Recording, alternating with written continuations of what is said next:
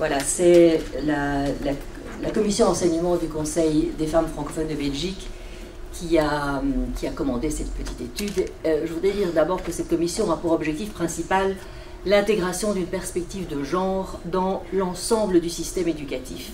C'est un objectif qui suppose d'agir sur plusieurs composantes de ce système, parmi lesquelles la formation des enseignants nous semble être vraiment un lieu d'intervention essentiel. Donc nous nous sommes fort réjouis en 2005, lors de la modification du décret concernant le programme obligatoire des filières pédagogiques dans les hautes écoles de la communauté française. On l'a déjà évoqué ce matin, mais peut-être je vais rappeler parce que c'est assez important. Il existait depuis 1999 un cours intitulé « Approche théorique et pratique de la diversité culturelle ». Et en 2005, on a ajouté l'intitulé « et la dimension de genre ». Ce qui veut dire qu'à partir de 2005, un cours de 30 heures, intitulé cette fois-ci « Approche théorique et pratique de la diversité de genre et de la diversité culturelle et de la dimension de genre » est, en théorie du moins, dispensé à toutes les étudiantes et à tous les étudiants. Alors il se fait que par ailleurs, nous avons pris connaissance de la banque de données élaborée par l'ASBL SOFIA en 2007, qui recense, SOFIA est un réseau de promotion des études de genre en Belgique, donc c'est un réseau bicommunautaire, et SOFIA a fait un gros recensement en 2007 des enseignements et des recherches sur le genre, les femmes, le féminisme, les rapports sociaux de sexe, etc., dispensés en Belgique depuis 1995. Et nous avons constaté que peu de cours émanant des hautes écoles pédagogiques apparaissaient dans la banque de données. Très exactement 7 cours, alors qu'il y a 22 hautes écoles pédagogiques et que le cours est obligatoire depuis 2005. À cela s'ajoute le fait que les fiches descriptives qu'avaient envoyées les enseignants ne mentionnaient le genre que dans le titre, à une exception près. Donc notre commission a légitimement souhaité en savoir plus sur ces résultats qui vraiment nous interpellaient.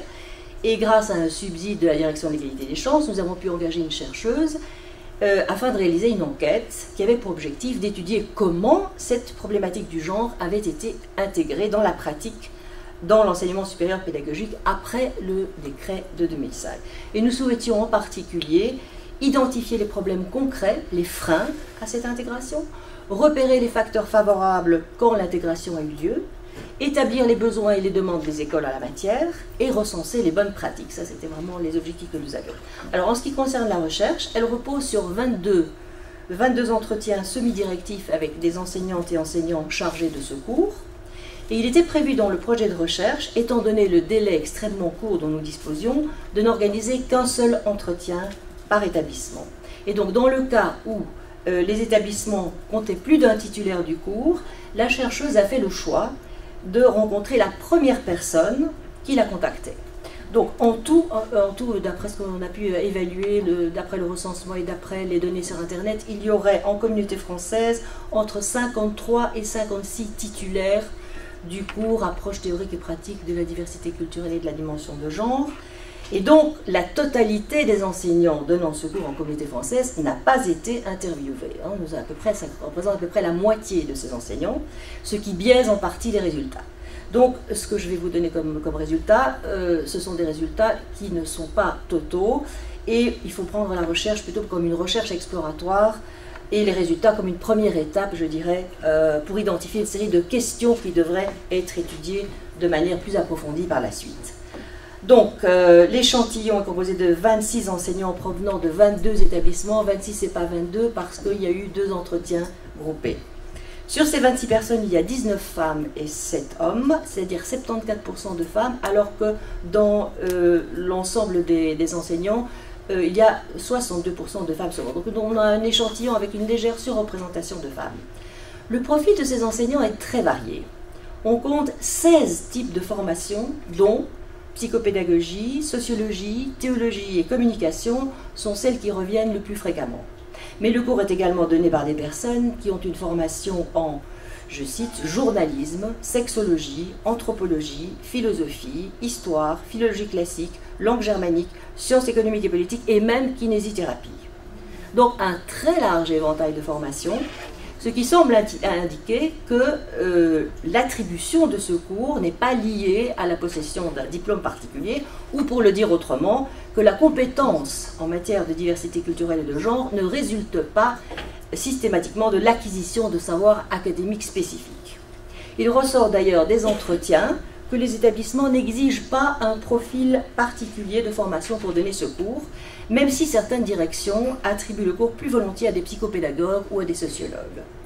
Il est difficile de savoir si cette absence d'exigence est due en partie à la pénurie de sociologues ou de psychopédagogues dans les écoles, ou, comme le révèlent certains interviews, à la conviction que le cours ne requiert pas de compétences particulières et que l'intérêt ou la sensibilité personnelle suffisent pour le dispenser. Ce qui par contre est tout à fait sûr, c'est que la spécificité de chaque profil influence profondément l'optique dans laquelle les enseignants ont construit leur cours, ainsi que leur approche pédagogique, et que ce cours se conjugue en autant d'entités distinctes qu'il y a d'enseignants en ayant la charge.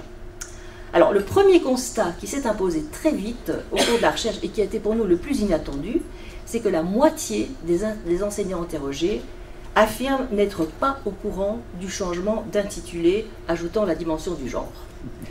Certains en ont appris l'existence par le courrier envoyé par la chercheuse aux directions d'école, et je dois dire qu'ils ont en général exprimé des réticences et un malaise vis-à-vis d'une matière qui leur était imposée arbitrairement de l'extérieur. Donc, ces enseignants, qui n'étaient pas au courant du changement d'intitulé, donnent un cours d'approche théorique et pratique de la diversité culturelle.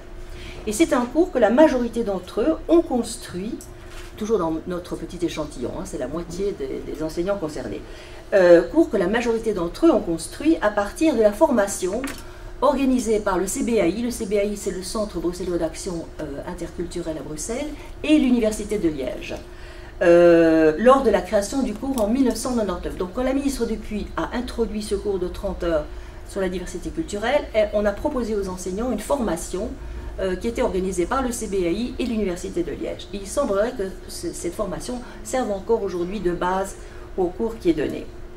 En ce qui concerne maintenant la prise en compte du genre, quelques chiffres pour commencer. Un quart des personnes interrogées n'abordent pas du tout la problématique. Les 3 quarts restants traitent du genre de diverses manières et à des degrés divers. Tout d'abord, on constate dans les approches pédagogiques une diversité au moins aussi grande que dans les profils respectifs. C'est ainsi que les enseignantes et les enseignants articulent les 4 éléments de l'intitulé, donc il y a théorie, pratique, diversité et genre. Donc ils articulent les 4 éléments de cet intitulé de manière variable en fonction de leurs intérêts et surtout des outils dont elles et ils disposent. Dans certains cas, la dimension de genre représente un volet du cours, hein, on pourrait dire un chapitre, on dirait Eliane, un volet du cours sur la diversité culturelle, donc un volet à l'intérieur de cette diversité culturelle, dont d'autres, la dimension de genre représente une partie à part entière. Elle peut être abordée de manière transversale ou de manière spécifique dans un module autonome. Et la répartition du temps consacré aux 4 parties varie également d'une personne à l'autre. Alors, parmi ces 3 quarts abordant le genre, la majorité d'entre eux le fait, et je cite, de manière, entre guillemets, sporadique, par petites touches, en bricolant, par la bande quand ça se présente. Ce sont des expressions que j'ai retrouvées dans les interviews. En réalité, seul un quart des personnes interrogées dit prendre en compte la dimension de genre, soit transversalement dans tout le cours, soit dans un module spécifique et en abordant les volets théoriques et pratiques. Donc, c'est pas énorme, d'autant plus qu'on peut faire l'hypothèse que les personnes interviewées étaient celles qui étaient peut-être les plus sensibilisées, puisqu'elles ont répondu les premières. Voilà, alors ça c'est pour les chiffres. Maintenant, voyons comment pratiquement cette prise en compte du genre s'effectue. Et je vais uniquement m'attacher à cette petite minorité, à ce petit quart des enseignants interviewés, qui dispensent un cours, je dirais, dans l'esprit du nouveau décret, en traitant le genre de manière consistante.